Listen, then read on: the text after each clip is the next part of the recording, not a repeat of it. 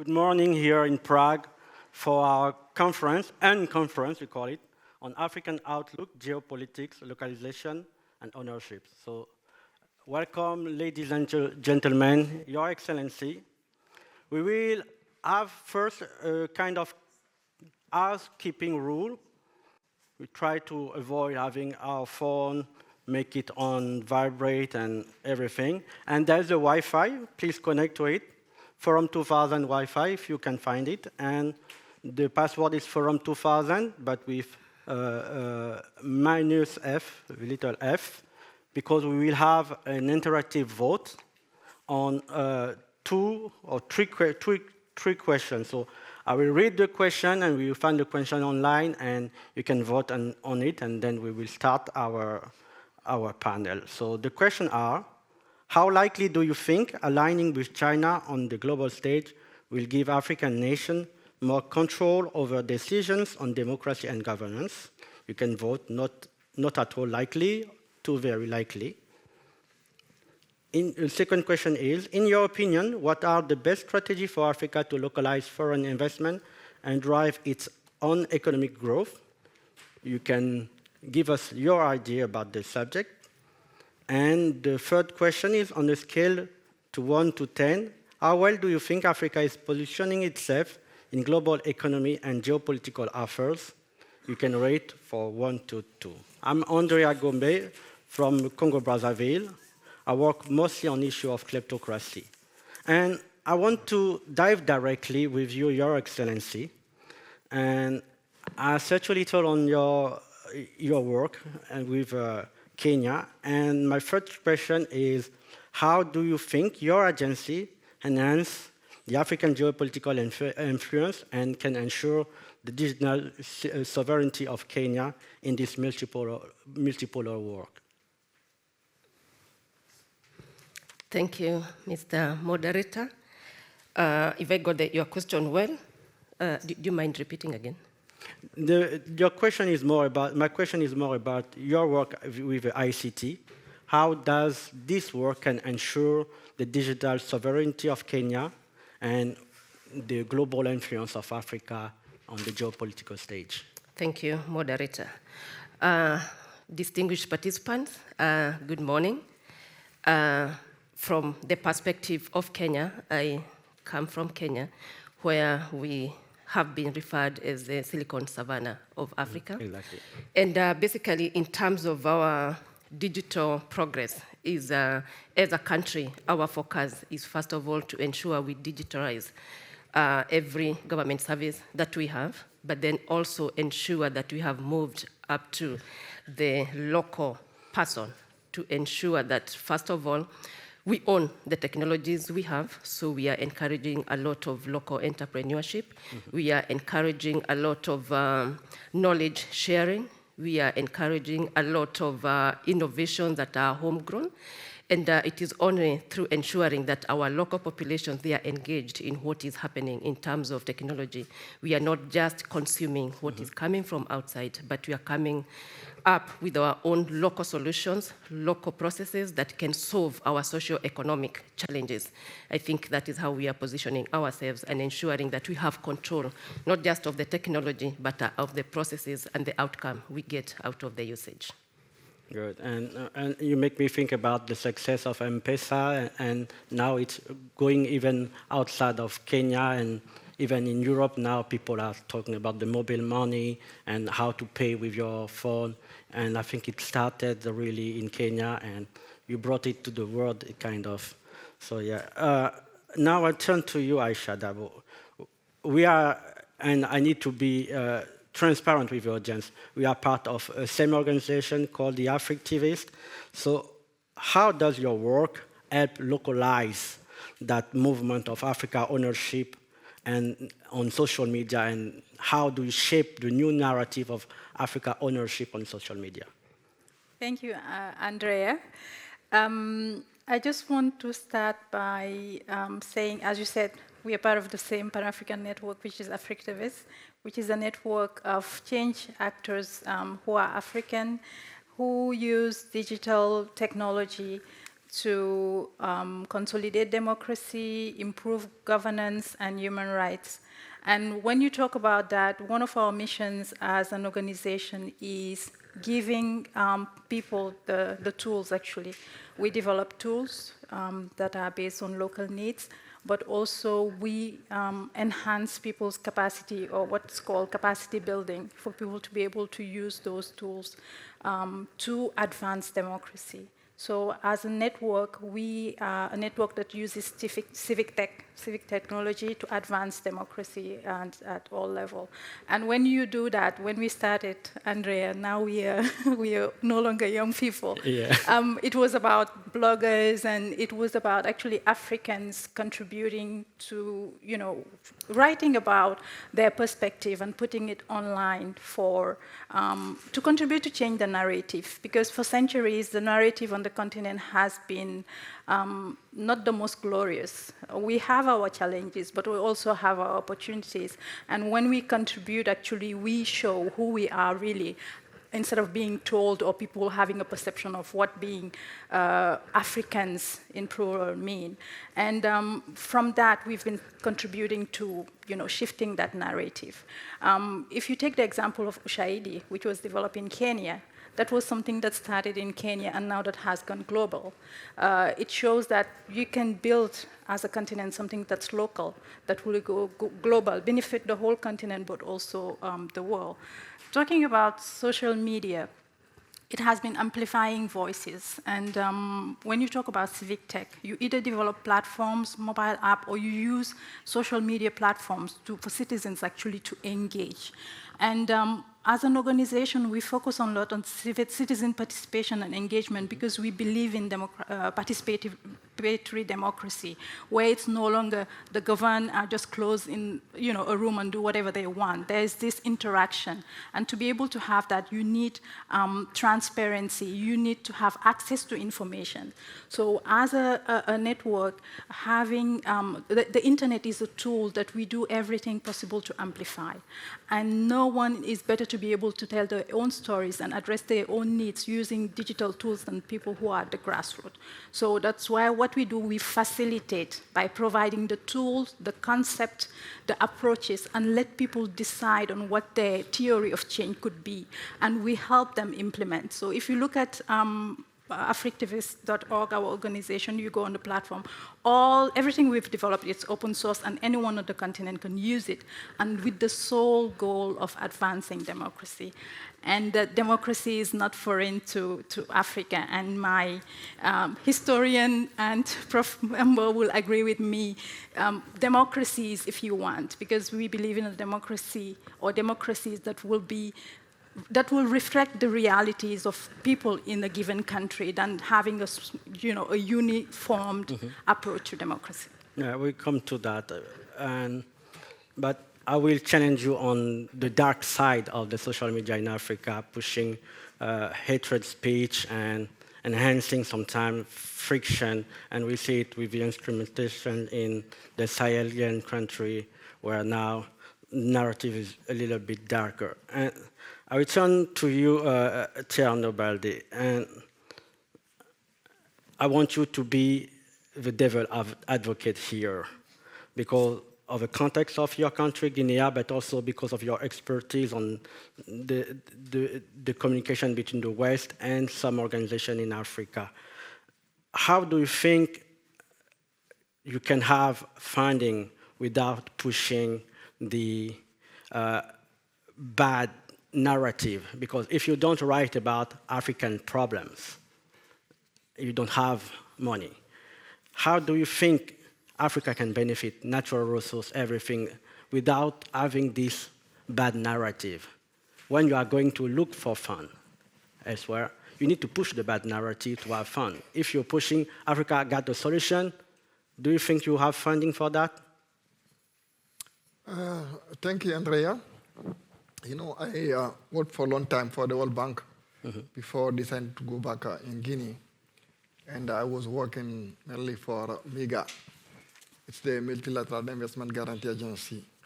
So our role consists to promote and to encourage foreign investment between developed countries and some of the African and Latin American countries.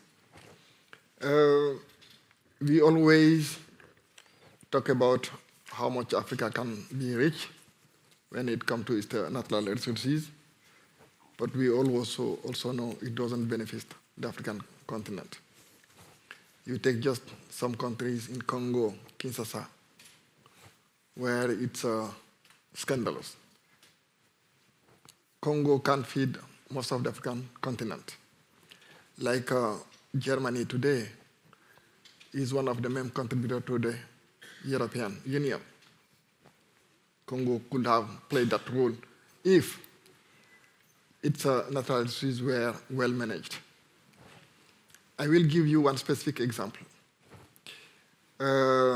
Once we had an investor who signed a mining convention with the government, and he didn't have to pay 1 cent for taxes for the life of the convention, 25 years.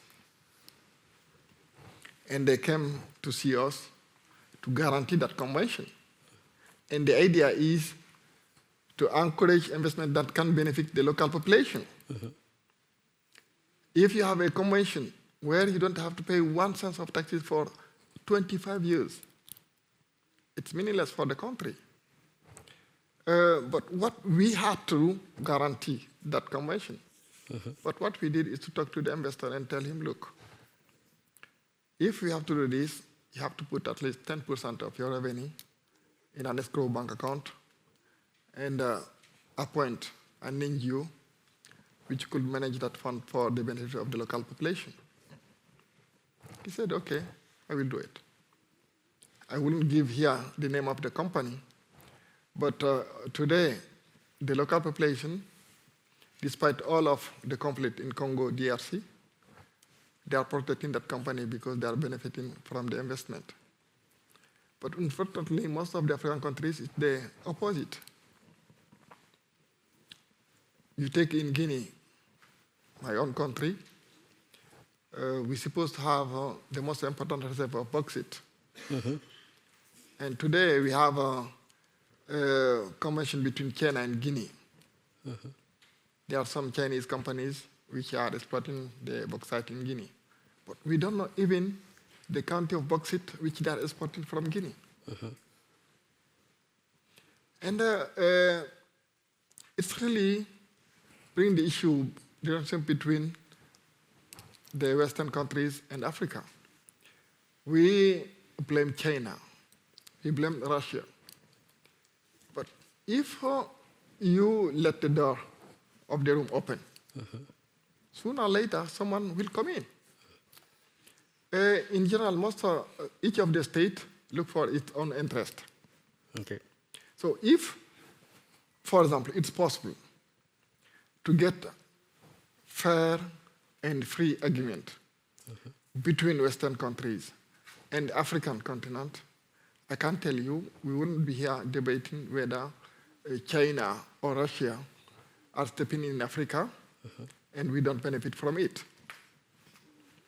But other than the speech, when it comes to action, we have to get something. And keep in mind, the new generation of Africans are different from the old one. Yes, we still have some of the old generation president. You take Cameroon, your own country, Congo, Brazzaville. But we have seen some new leaders. And they aspire to more freedom, more benefit from the African continent. And other than that, there is also the population itself, the youth. They want to see more. And also today we are connected. You can see from CNN, France 24, all of things that are happening all around the world. So if you can succeed having a beneficial partnership, investment that can benefit the African continent, it also will help when it's come to the democratic process. You think so? I think so, because you take, for example, Congo, Kinshasa, or even my own country. you have this really kind of convention or agreement between Guinea and some companies which don't benefit Guinea, but because of those conventions, they try to maintain those corrupt leaders in power. And when you want to denounce that convention, then you have an issue. It's when sometimes you hear about coup d'etat or social troubles and so on. So if we have sound and beneficial agreement, the president doesn't need to please anyone in order to stay in power. We can have free and fair election, and we can have an open economy, which will also benefit the Western countries, because today you have the large companies which come to invest in Africa. But the SMEs, which really create jobs and pay more taxes. We'll come back to you. In my experience looking at China, there's a difference between social development and democracy. Now it's clear for everyone that having economic growth doesn't really bring democracy. It's not a direct link. So you can have economic growth without having democracy. And it's maybe there's more to add, like civil society, like freedom of press, like many other components. But I will come back to you. Yes, what I would like to say. No, I just state a fact. It's not my opinion. It's a also, fact if, for example, the people have more education, it means they are more aware of their right. They can claim it. It means sooner or later, those people who are in power, they will have to take into account the need of those people. Sure.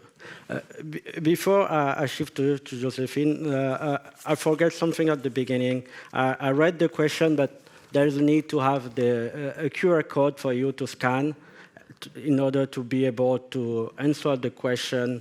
And the question were about China in Africa and your opinion on foreign investment and the scale. So if we can have the QR code so people can vote on that.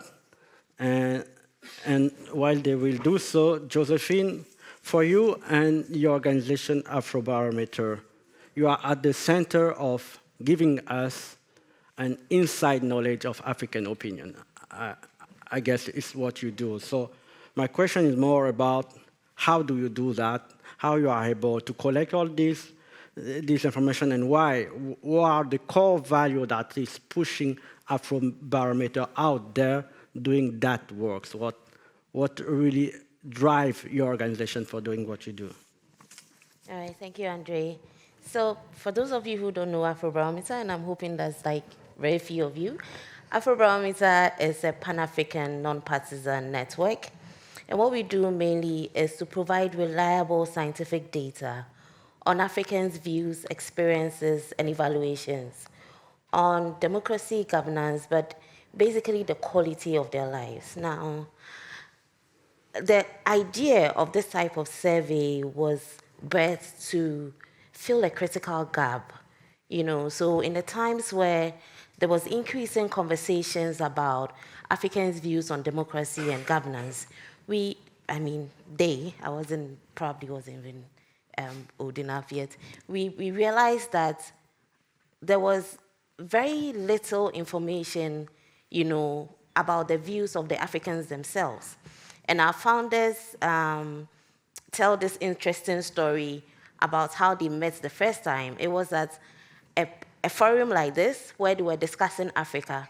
But most of the things that they were saying about democracy and governance in Africa were just based on speculations. And so these three researchers decided that, okay, then why don't we do this in a more systematic way? And so we started in 12 African countries, and now we've been able to expand our footprints to about 42 countries. So we reflect the views of about 3/4 of the African continent. Now, our work really is anchored on three main pillars. One is to build a capacity of research and data analysis on the continent. Two is to collect reliable data, nationally representative data, By that, I mean that we don't just stay in the cities or in one corner and talk to just a certain group of people. We ensure that every adult citizen in a country has an equal chance of being selected for these surveys. And then 3, we disseminate the findings widely so that the views of Africans reflect everywhere when it comes to policy making or when it comes to global debates. And so we ensure that our stakeholders, the media, civil society, policymakers, development partners, all have access to this data. Now, when you go to our website, www.afrobarometer.org, we have data spanning over, about 25 years. We started this in 1999, and the data is available for up to 42 countries. And you can even do your own analysis, but we package the data into various forms to suit the needs of our various stakeholders. So I invite you to visit our website. But basically, the reason why we do this is to ensure that when we are talking about the views and aspirations and experiences of Africans, the voices of the Africans themselves reflect in these conversations. Now, our data has been used in quite a lot of global indices. We partner with the World Bank, USAID, the Mo Ibrahim African Index on Governance uses our data. Now, with these kind of findings that we put there, we're also able to put certain discussions into better perspectives. For instance, when it comes to the issue of term limits, and you know that's one big issue in Africa where almost every president after the second term goes like, oh, the people like me, so I want to go for another term. But our data shows that there's very strong support for constitutional term limits, which is a maximum of 2 terms for every president. And so this sort of exposes the elected president's bid for additional tenure to be self-centered and contrary to the desires of the Africans. We're also able to use our findings.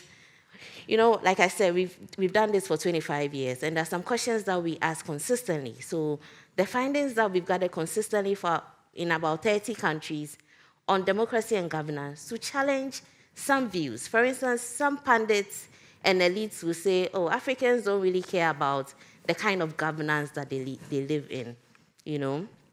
But that's not true. Our data shows that Africans strongly support democratic institutions. They want to be governed in democratic institutions, but they also want democratic norms to work. Now, consistently over time, this support has been strong, even though nowadays we're seeing some declines in some of the indicators. For instance, support for democracy and then the opposition of military rule, even though it's weakening, is still very high. The problem with democracy in Africa is with the supply side. So Africans really want democracy. The problem is that they are not getting what they want from the political leaders. So the kind of democracy that they are getting is usually weak and consistently lagging when you compare it to their aspirations.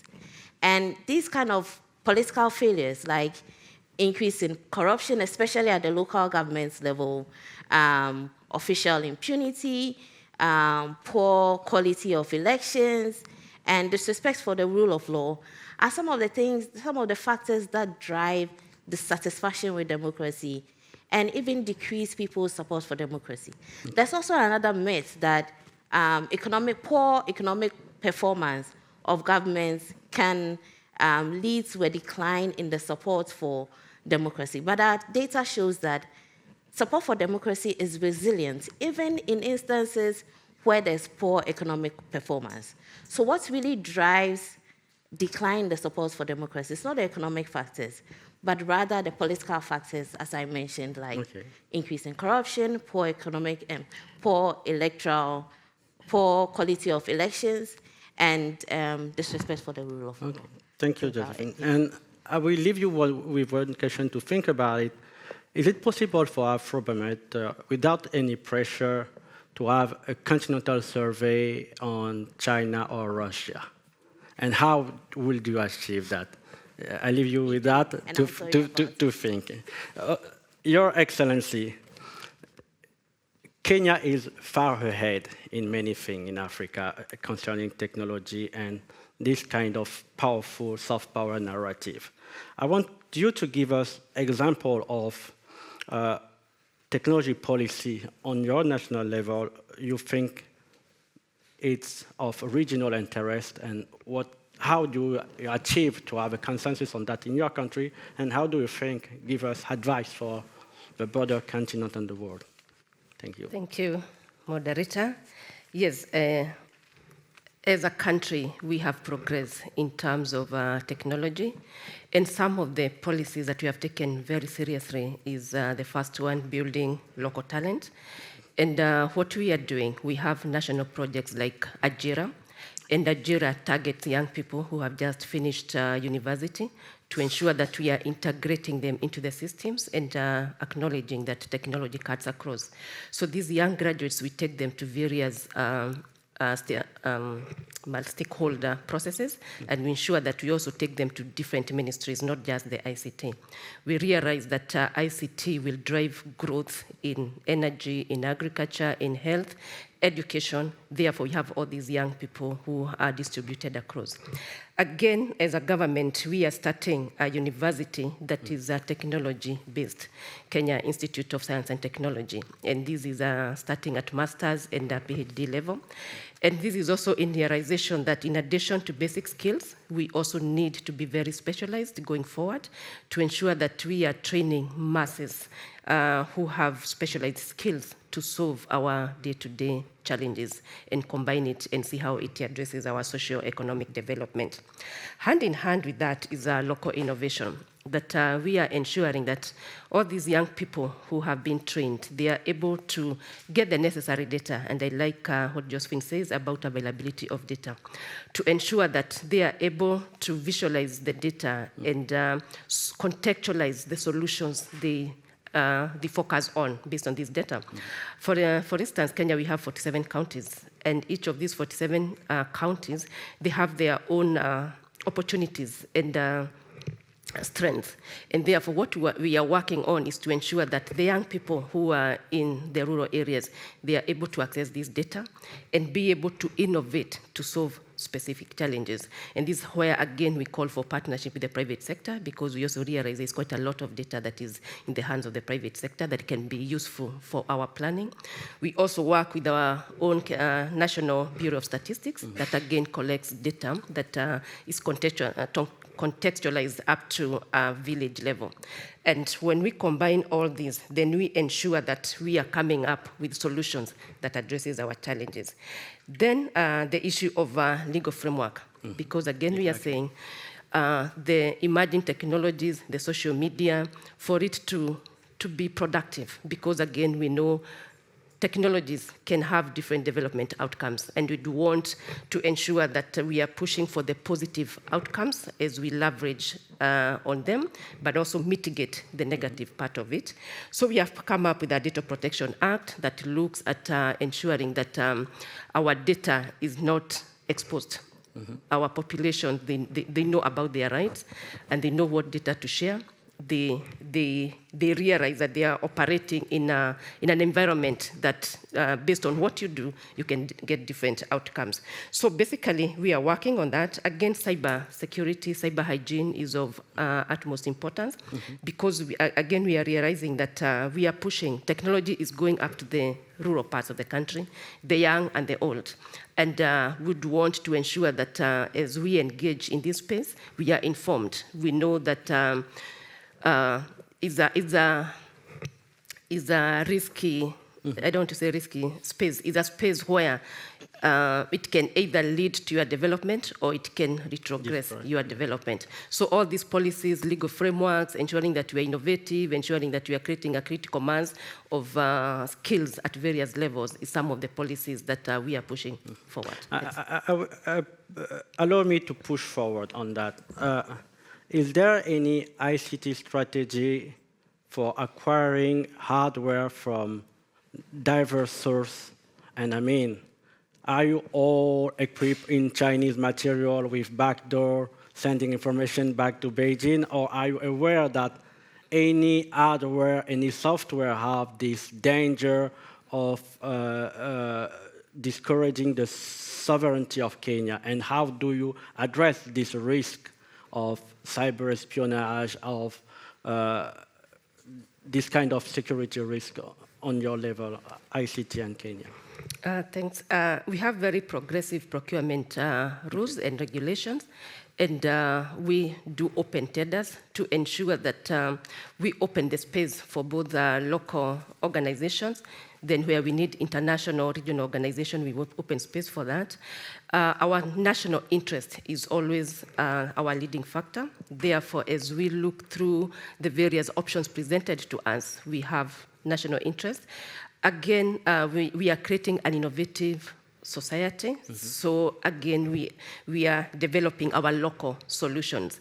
And therefore, even if it is a procurement that we are not able to 100% get it nationally, mm-hmm. then we encourage partnership to ensure that there's a technology knowledge transfer.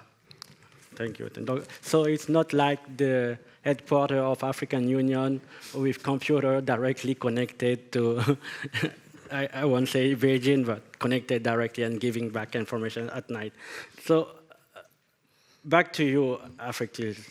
You have my question on the negative side, because we will talk about the ownership on the grassroots level. We love to talk about the positive aspect of grassroots movement. But for the last election in Central Africa region, mostly because observing that, I saw some very troubling message, even from the opposition, calling for hatred.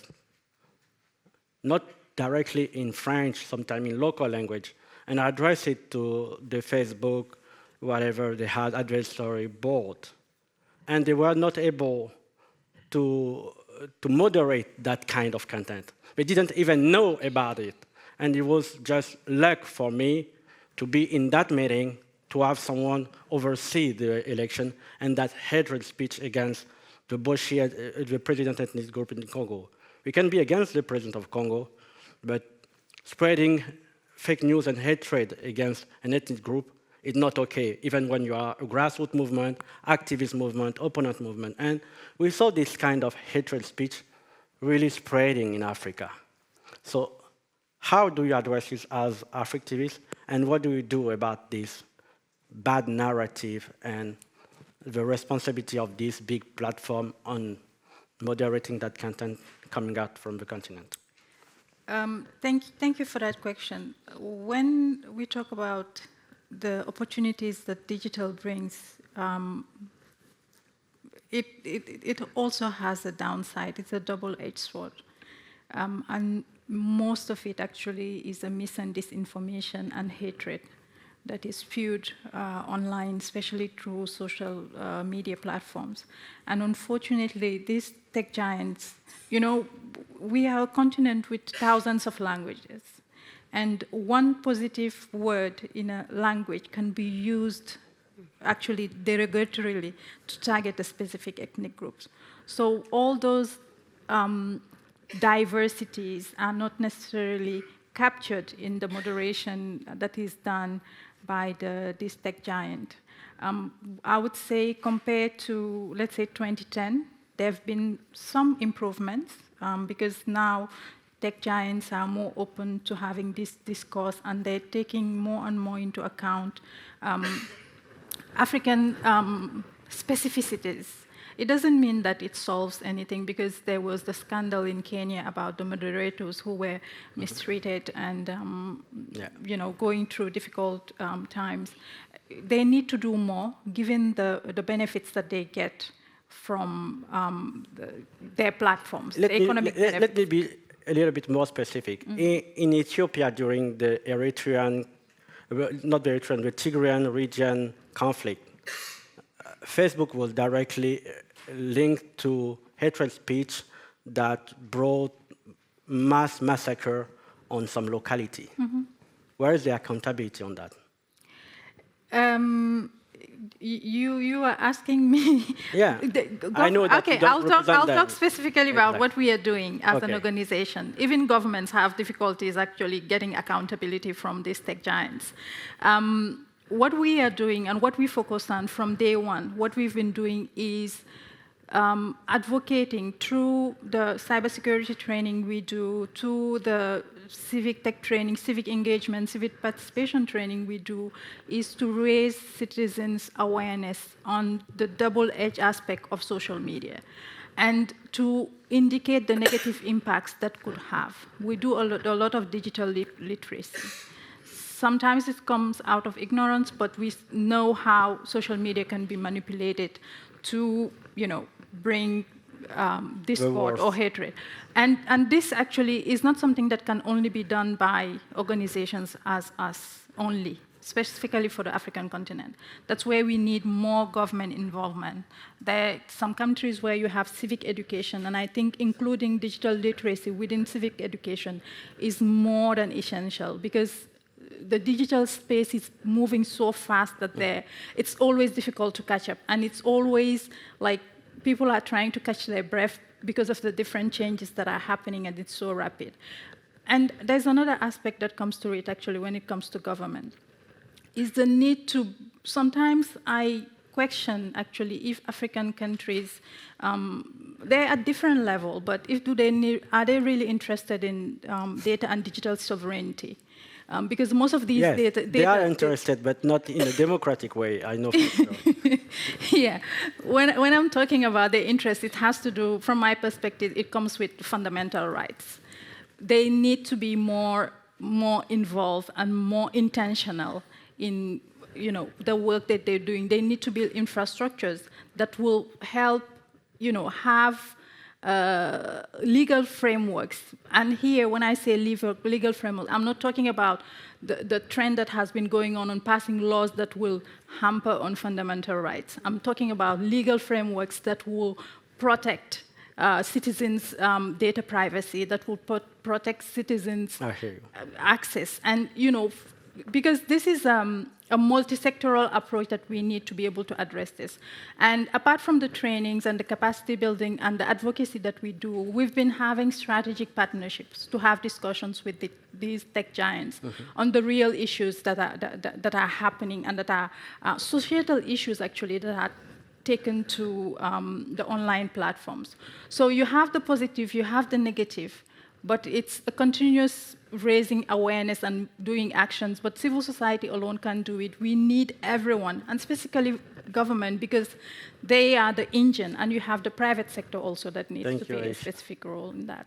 Thank you, Aisha. And you didn't tell that, but she's now in the board of TikTok. Yeah, I am a member of the TikTok advisory board for Sub-Saharan Africa. So if you have complained about TikTok in your country... we are trying to push, those issues about researchers having access to API, when it comes to TikTok. We have our first survey, so how likely do you think aligning with China on the global stage will give African nations more control over decisions on democracy and governance? So highly unlikely, 38%, unlikely, 38%, and unlikely, 11%, and highly likely, 2%. And I believe that we can send the survey to the Embassy of China in Czech Republic. It will maybe help them change the strategy toward Africa. And our second question here, in your opinion, what are the best strategies for Africa to localize foreign investment and drive its own economic growth? Oh, nobody? No. Nobody have a strategy on that? Okay. Yeah, okay. Okay. Please scan and answer, and we will look at the result and send it to the bank, the investment bank. And the third question was?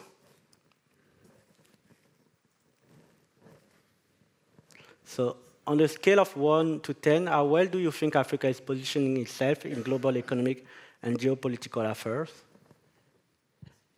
So you can scan and vote. Okay. Oh, it's moving. Live stream moving. Okay. So while you are voting, maybe I will let Thierno have a word before Josephine, and then we will have a final round. Thierno, we spoke last night about institution, and you talk about job and economic growth. And I was making a point that economic growth and institution sometimes doesn't really align to democracy. In your perspective, what is preventing the economic growth of certain countries in Africa to really translate into more democratization? What are the key actors or the key factor blocking it, in your view, in your experience? I think it's more with corruption. Okay. The corruption is like a... Straight in the point, corruption. No. I mean, look, we all know that the African continent, it's very rich. But when you look around, because of the corruption, in so many of the countries, you don't even have the basic services, like access to water, electricity, healthcare system. And today, this is not something, in principle, we should think of. We should have it. For example, in Guinea, back in 2011, when President Alpha Condé came to power, we had a 3% deficit in the budget. So it means even if we don't have a foreign aid, we succeed managing well what we have. In fact, we can get result. But because of the corruption, not only we don't have legitimacy about the different institutions, you have someone coming to power, they use the money which they get from the natural resources to corrupt most of the people. I hear you. Fraud during elections. There's a little bit of time left, and I want the audience to have a say and to interact with us. But I hear you. Corruption for you is the main reason why it doesn't translate. Yes. Okay. So before giving to the room, Josephine, you talked already about the aspiration and presence, and I left you with one question, so please answer. Does you want to do that survey? Why 33 out of 54 countries in Africa doesn't have a relation with Taiwan, doesn't even acknowledge the Uyghur question, doesn't even look forward to diversify the investment, and does it a subject that Afrobarometer can do without having the pressure? So, Andrea, in 2 I minutes. told you that Afrobarometer looks at issues that concern the everyday lives of Africans. And so since the relationships with China, US, and other superpowers has become a topical issue, of course, we do have data on it. So we've been asking since, I think, 2014, 2015. And so I'm going to tell you the trend. Basically, when we ask about whether they think some superpowers have the economic and political activities of these superpowers have positive or negative influence on their countries in Africa, we have seen that consistently over time. We saw that China and the US were usually at par. But the data that we get, so in our ninth round, which was just 2021, 2023, we saw that there was a decline in the perceived positive influence of these two countries. So they sort of moved together. Now, the data that we're getting, we recently started our 10th round of survey in 2024, and we have data available for about 15 countries. We're seeing that even for those 15 countries, the declining perceived positive political and economic influence of China and the US is still it still holds. But it's even more so for the US than China. Now, there's a question you've asked about whether the perception of China or the relationship that Africans have with China would influence their views on democracy. Our data shows that even though there's that high perceived positive influence of both China and the US, it doesn't in any way affect Africans' aspirations for democracy. Should I go on? Or? No, we will give to the floor. There's a word here about in your opinion, what are the best strategies for Africa to localize foreign investment and drive its own economic growth? Good governments come first, and then there's other things like strengthening rule of law, interdependence, and many good things. But I see good government, so straight to the point. And now, for the time left, we turn to the room. Comment and question, but 1 minute and one per person. So, where's the microphone for people? Wait for a microphone. Yeah, good. I'm not good at this. But, okay. Oh. Good catch. Thank you. My name is Freddy Kana, Member of Parliament from Kenya. I am a firm believer that economic empowerment will lead to more democratization of Africa, because it's very difficult to enslave an empowered and enlightened mind. One of the things that I request our panelists to address here is the matter on exploitative relationships against African countries. Our friends in this room and our partners should help us come up with possible strategies and ways through which we shall ensure that the relationship that we have with the number one multilateral lenders, that is the IMF and the World Bank, are more pro-Africa. And number two, how do we also ensure that our relationships with our new funding and debt partners like China are not exploitative in nature, because currently we are losing a lot of resources to some of these countries just because they are holding a noose over our neck because of debt. Thank you. Thank you. Yeah, okay, a woman now, please. No man, I want a woman, please. Okay. These men, they like to talk. My name is Tabile Hey, it's a mic. Yes. Thank you for that. My name is Tabile Dewa. I'm from Nice to meet you. Zimbabwe. I'm with the Women's Movement, and we do women political participation work. My question is, isn't it high time as Africans we take the notion of rethinking democracy seriously? Is it working in its current form, nature, and structure for Africans? I want to zoom in on elections. How do you have a president winning by 99.9%, even if you are very popular? I was just reviewing a video of elections in Mozambique 3-4 days ago, and I was seeing Zimbabweans with Mozambican IDs praising themselves for voting in Mozambique.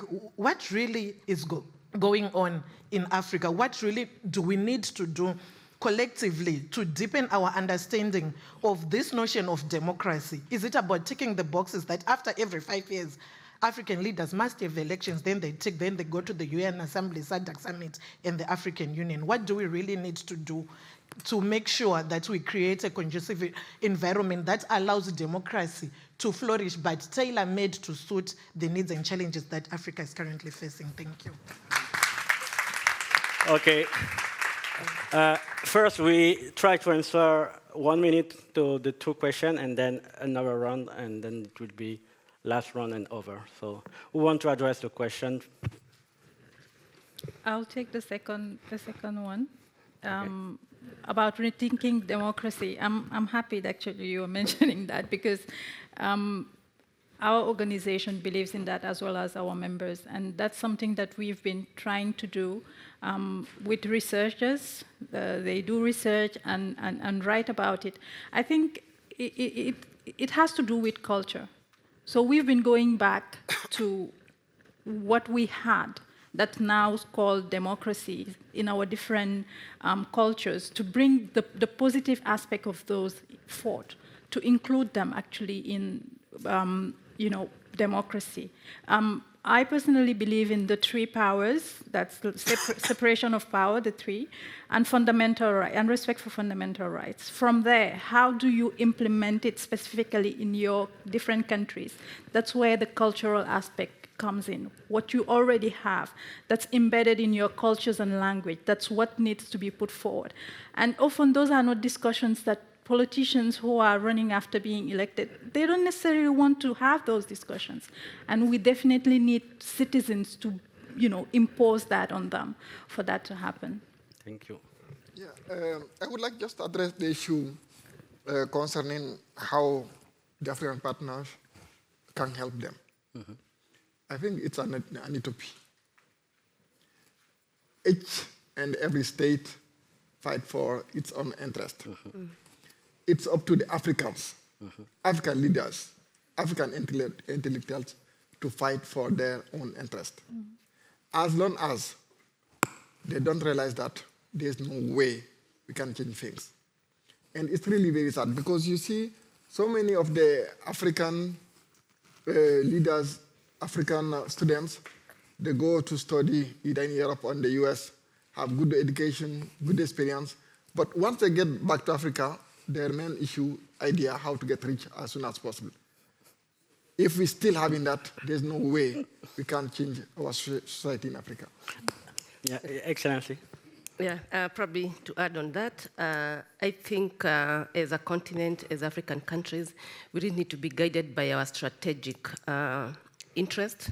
We come up with our strategic documents that will clearly show our aspiration in the next 10, 20 years.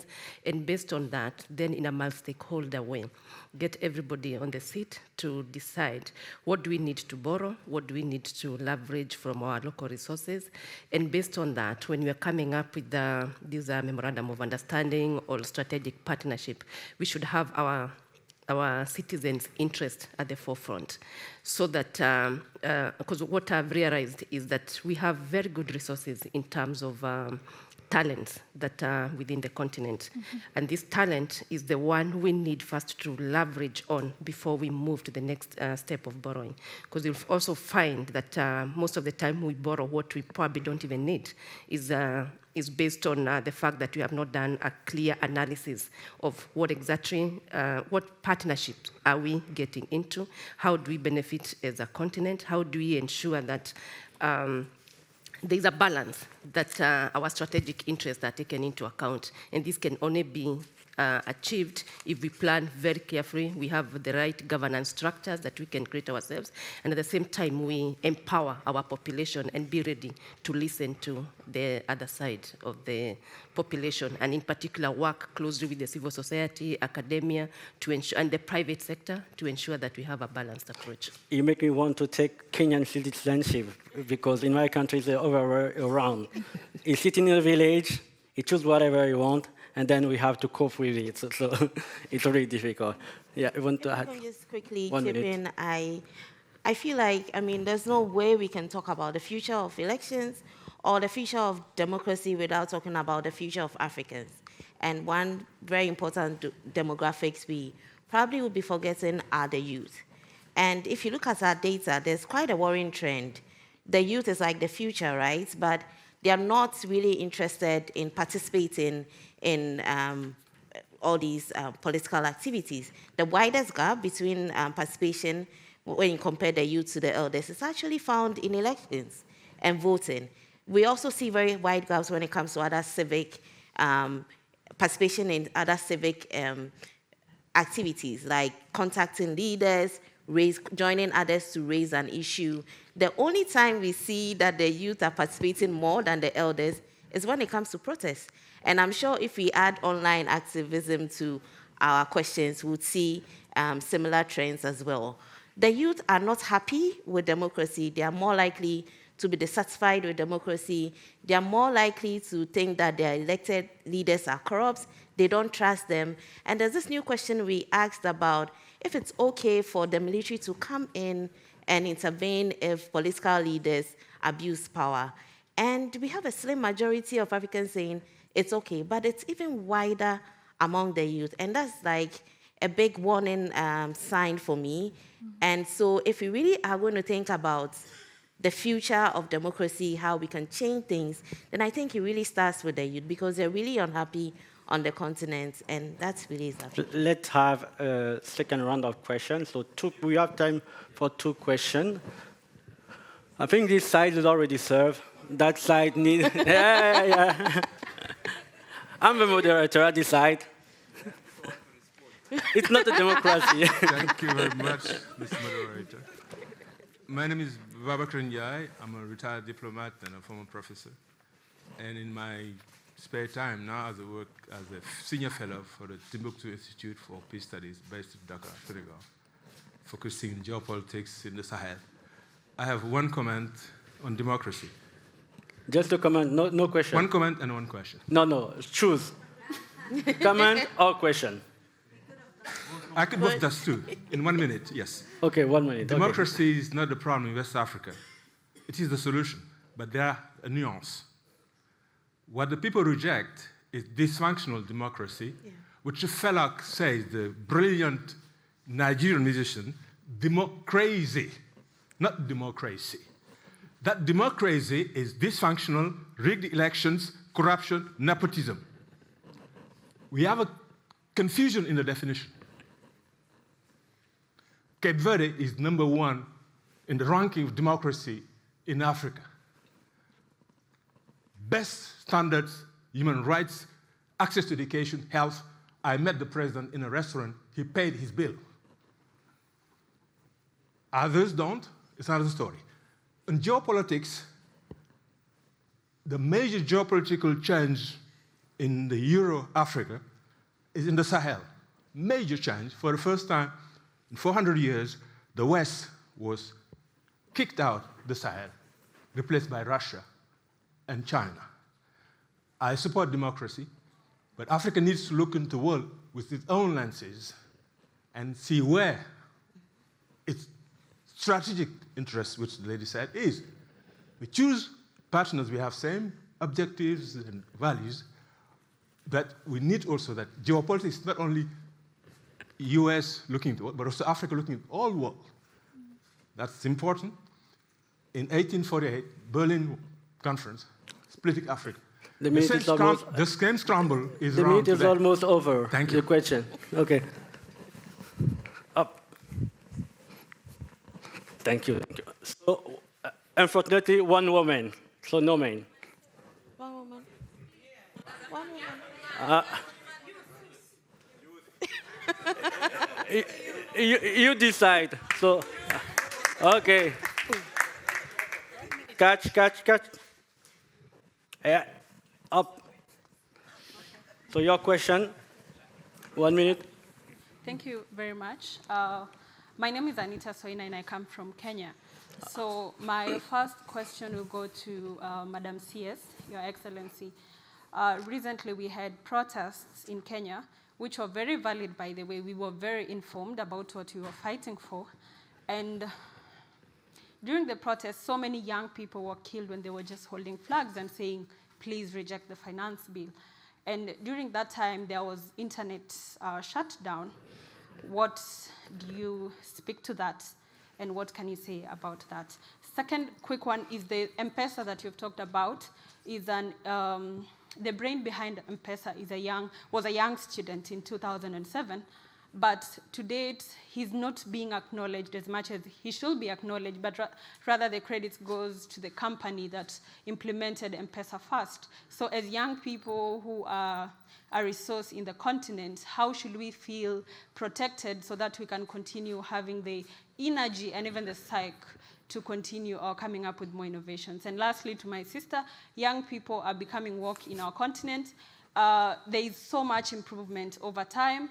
And the reason why even the young people in Kenya made a statement across the globe is because we are understanding what we talk about. Gone are the days when we were interested in showbiz. We are now interested in real issues that affect us. Thank you. Tough question, so I'll let you start, Your Excellency. Thank you for the question. Kenya is a democratic country, and We believe so. myself, from where I come from the civil society, basically we believe that every person should have access to the internet, and internet actually should be a basic right. When it comes to connectivity in Kenya, we have 8 submarine cables that actually distribute internet, not just in Kenya, but in our neighboring countries. And therefore, we take internet as a critical infrastructure.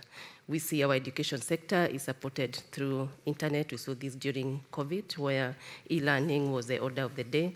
We have e-health projects. We have our e-citizen platform, which again has to use internet for people to do access. Again, when it comes to the management of the internet, it's a multi-stakeholder approach. It is not the government that actually control the internet. We have a multi-stakeholder group made of the civil society, the government, the private sector that ensures that we all remain online.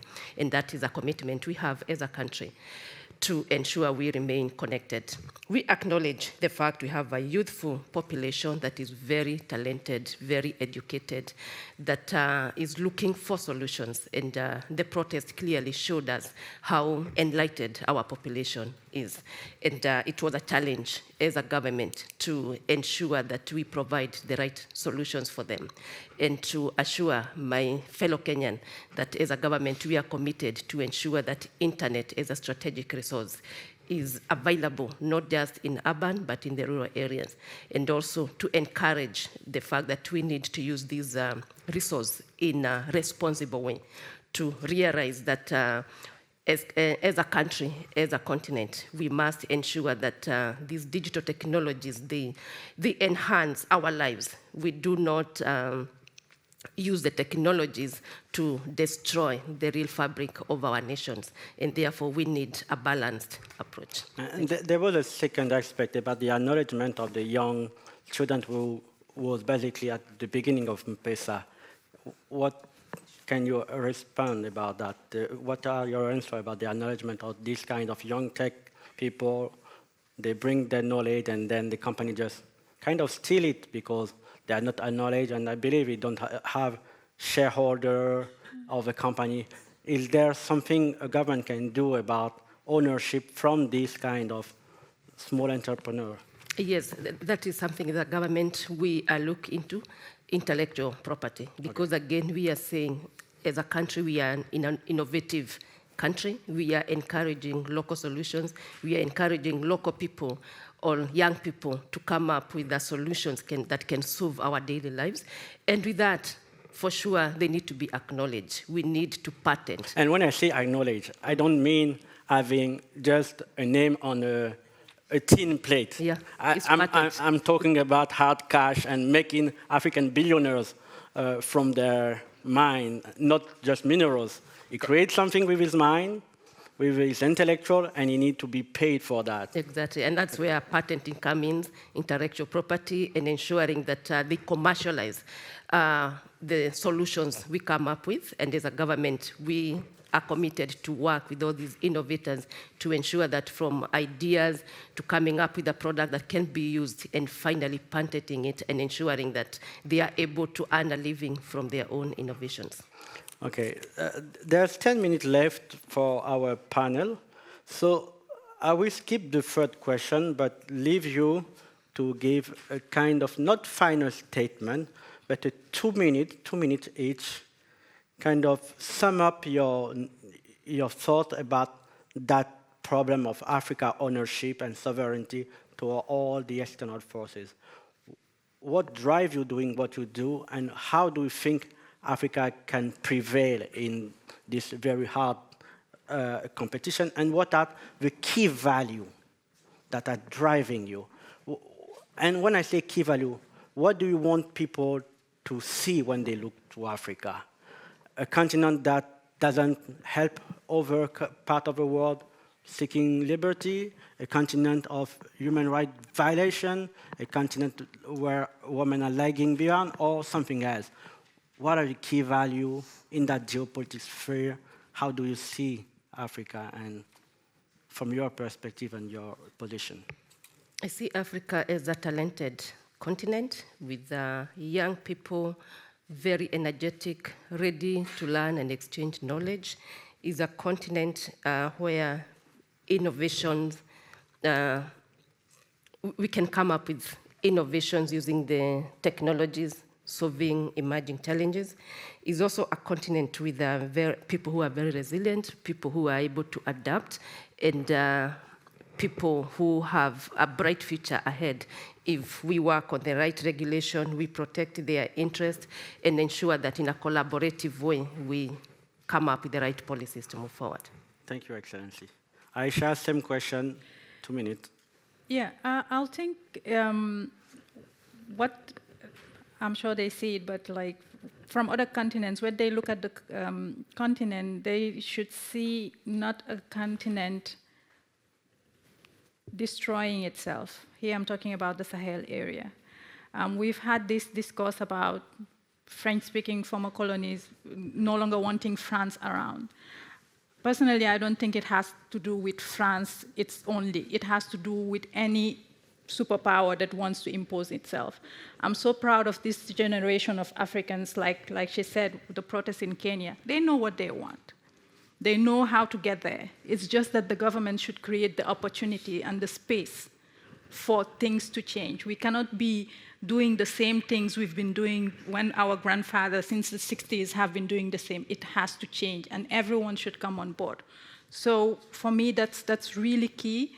And the other thing I want to insist on is when you are reshaping yourself, it looks like destruction. And it comes with negative aspect, people dying. But we are reconciling with ourselves as a continent, with its diversity, its culture. We are going back to who we are, really. Because let's not forget, colonization also destroyed a huge part of African history. Some of us are confused on who we are.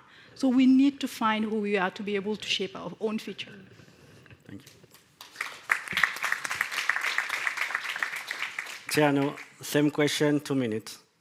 Yes, to me, the main issue, it's how we can succeed establishing a functioning judiciary system. All of the questions that we are discussing about. If you don't have a functioning judiciary system, there's no way you can get any result. You take corruption. You have a functioning judiciary system, you can just file a complaint. Those people who are doing this, if they know it, they will go to jail. They think twice. You take, we are talking about foreign investment. We know that there are rules which should be applied. You violate those rules, you will go to jail. You will think twice. Any given situation, we are talking about the electoral process. There's a fraud. You file a complaint before the judge who is in charge of reviewing the electoral process with the evidence. They will give you reason there wouldn't be any kind of violence. Because the violence, it's when there's no other remedy. You cannot have access to justice. And it's a human right, you know. In the Human Rights Declaration, if you have no other recourse and the tyranny continue and you have no other way to express yourself, insurrection is a right. It's written even in the 1945 Human Rights Declaration. The right to protest and to overthrow a bad government is enshrined, but it's the last recourse of a human society. We are talking about human rights violations. If you have a functioning judiciary system, there's no way they can arrest a civil society activist or a opposition leader, send him to jail for nothing. It's not possible. Jail is even a good start. Most of the time, they so the issue, and I have seen by my experience, I have seen all the time, you have a functioning judiciary system every day. It's not just in Africa. You take, for example, back in 2000, the elections in the US between Al Gore and Bush. It was decided by the Supreme Court. If you don't have any judicial body with which you can go, what are you going to do? There's no other issue, violence. And it has to stop. We have seen so many violence in Africa. We have to make sure that we have a functioning judicial system. It means men and women. Thank you. And if anyone violates the law, they have to know there should be consequences. Otherwise, we are talking today, 10, 15 years, we will be talking about the same issue. Thank you, Thierno. Josephine, last but not least. Well, I want to see an Africa where there's an environment for young people to thrive. And I'm quite passionate about it because when you look at our data, now even the desire to migrate is increasing. And then among those who want to migrate, the two groups of people who want to leave are those with tertiary education and the young adults, so between 18 and 35. So that's like the future of Africa, wanting to leave their country. But there's another interesting finding. If you ask them what your preferred destination would be, actually, they would like to move to, most of them, a lot of them, would like to move to another country within Africa. It means that if the environment is good and they can thrive here in Africa, there really wouldn't be any need for them to go outside. Thank you, thank you. So, I will try to sum up what I caught from our discussion and question. I really like the procurement local solution. Find a solution locally, and then move abroad. And even when you move abroad, be wise about the interests of your people and continent in the way to shaping. Really, and it's not a secret, I agree with Aisha about the cultural aspect on democracy. And to make all the room laugh, when they swore someone on the constitution in Congo, doesn't mean anything because it's just a paper for them. But if they go in their village on the sacred fetish in the very good building with palm oil, this is sacred for them. And when they swear something on that village, it's most important for them than the constitution written in French in the capital city. So we need to be able to really reconnect with ourselves and give a sacrality to the institution using our cultural knowledge of our own society. And the functioning digital system, but not just for itself, to address key questions about corruption, about the legality of the process, and the ownership on the data and the narrative in a way that show the opinion and leave the African voices heard by the government. And I cannot finish that panel without acknowledging that there is political prisoner over Africa, and we have this tradition of having an empty chair about it, but there's no empty chair for it. There's people missing in Guinea for their activism. I think about Fonike Menge. But to be more general, I'm thinking about activists in Hong Kong I know, like Joshua Wong or the tech mogul Jimmy Lai. They are in prison because they share the value we are fighting for. And for me, it's important that African voices have concern for Africa, but for other people struggling around the world. So thank you all. This was us. This is from 2000.